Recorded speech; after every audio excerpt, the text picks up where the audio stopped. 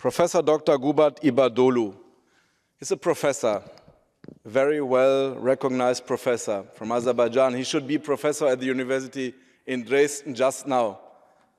He's someone who's credible, who will work for the best of his own country, it's Azerbaijan.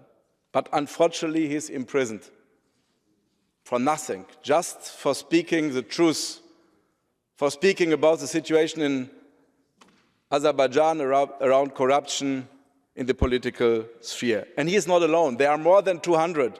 I stopped to count them because it looks like that every day, every week, we have more and more political prisoners. He's one of political prisoners in Azerbaijan. And it's a shame that in this year, in this organization, we have a member country with political prisoners. We are before an election, and everybody knows the result of the election already, on the 17th and the 7th of February. We know the result of the election. These elections don't fulfill the minimum criteria of democratic elections, and the one before were the same, and before, and before, and before. It's always the same. But this is problematic enough. But it's not the reason to challenge the credential of the delegation of Azerbaijan. We challenge the credentials because the delegation of Azerbaijan is responsible for cooperation with this parliamentary assembly.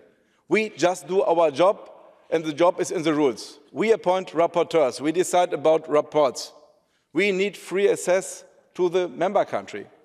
We have the obligation. We have the obligation to send an election observation mission. The country has the obligation to invite us, and the obligation is the obligation from the parliament represented by the delegation in this parliamentary assembly. And the more problematic is that Azerbaijan tried to play us against other international organizations, against the OSCE.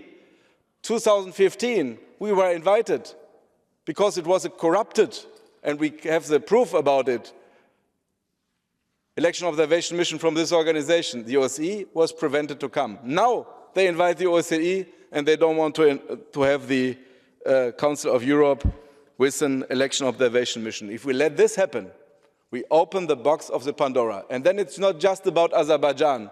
We have a responsibility to 46, 45 other member countries as well.